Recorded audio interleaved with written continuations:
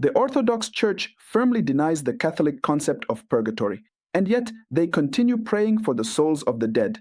At every Divine Liturgy, at memorial services, on Soul Saturdays, they ask God to forgive sins of those who've died in faith. So here's the contradiction we're tackling. If there's no purgatory, why bother praying for the dead at all? Let's press in.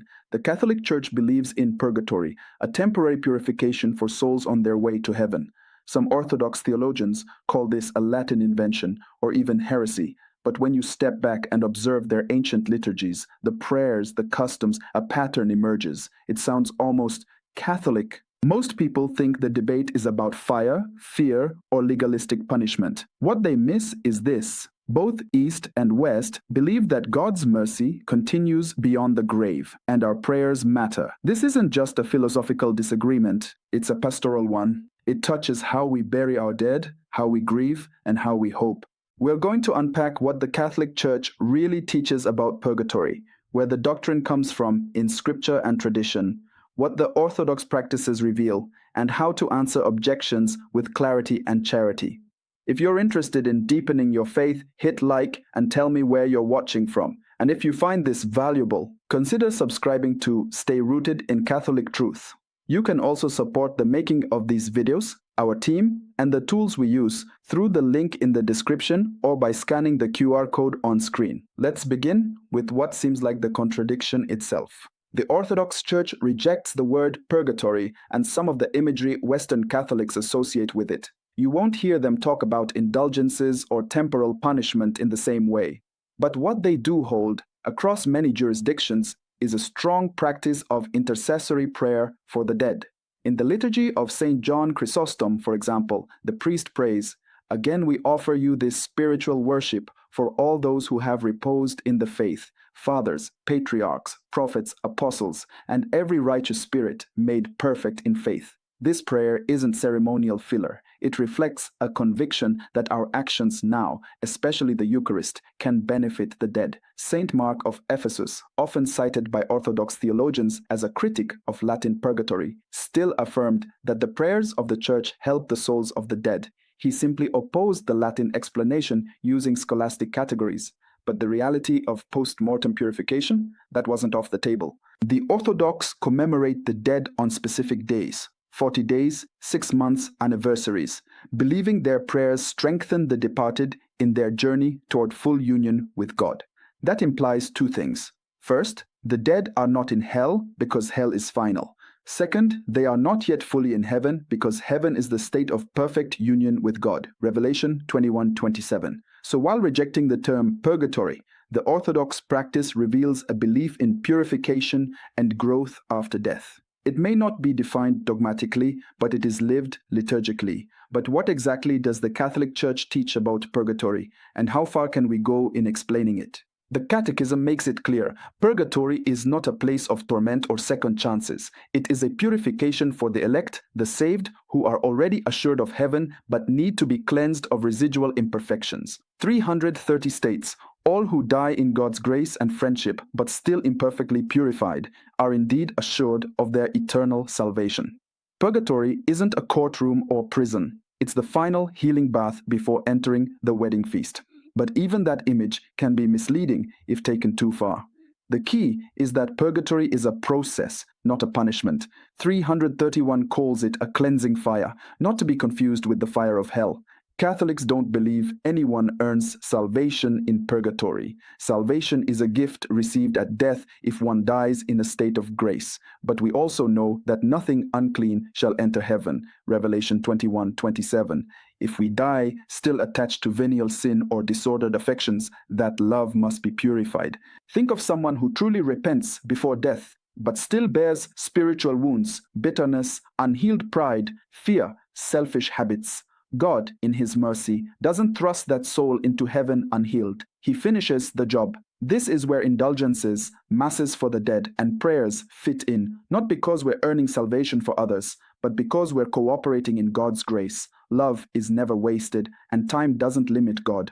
When we intercede, He applies those graces as He wills. If you'd like daily Catholic resources right at your fingertips, visit our website or scan the QR code on screen. You'll find daily Mass readings, the Seven Sorrows Rosary, devotional prayers, and Soul Search, a private web app for daily examination of conscience with guided reflections, progress tracking, and secure journaling to help you grow spiritually. That clarity shows why the Church has always held to this. So let's look at how Scripture and the early Church support it. One key passage is 2 Maccabees 12:44-46. Judas Maccabeus prays for fallen soldiers and takes up a collection for a sin offering, so that their sins might be blotted out. The author affirms, "It is therefore a holy and wholesome thought to pray for the dead, that they may be loosed from sins."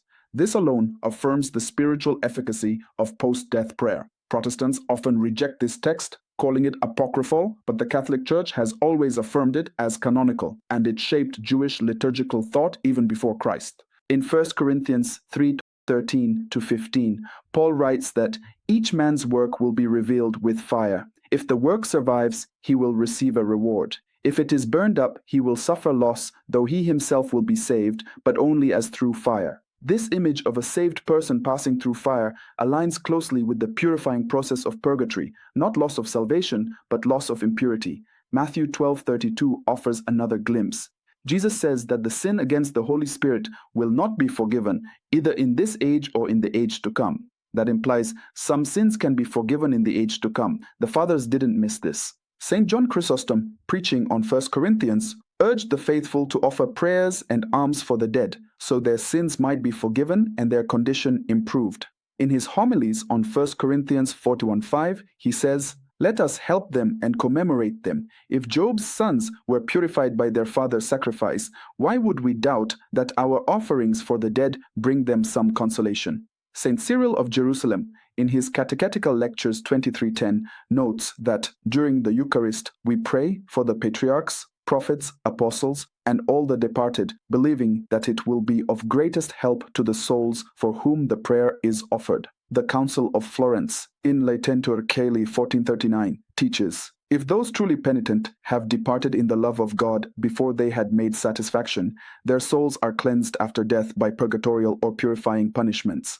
This is not legalistic, it's restorative. That foundation sets the stage. But to fully respond to the critics, we need to address their strongest objections head-on. Some Orthodox theologians argue that purgatory turns God into a punitive judge, that it undermines the sufficiency of Christ's sacrifice, but this is based on misunderstanding. The Catholic Church teaches that Christ's sacrifice is perfect and complete. Purgatory doesn't add to it, it applies it. Think of sanctification as a lifelong process. When a person dies in grace but still imperfect, God completes that work. That's not injustice, it's mercy. Some say Catholics invented the idea in the Middle Ages, but as we've seen, the foundations are patristic. The term developed later, but the core belief existed long before. Others object that prayers for the dead are unbiblical, but as we've shown, both scripture and ancient liturgy affirm the practice. Finally, there's the fear that purgatory causes scrupulosity, that we'll never feel good enough. Here's where a pastoral note is essential.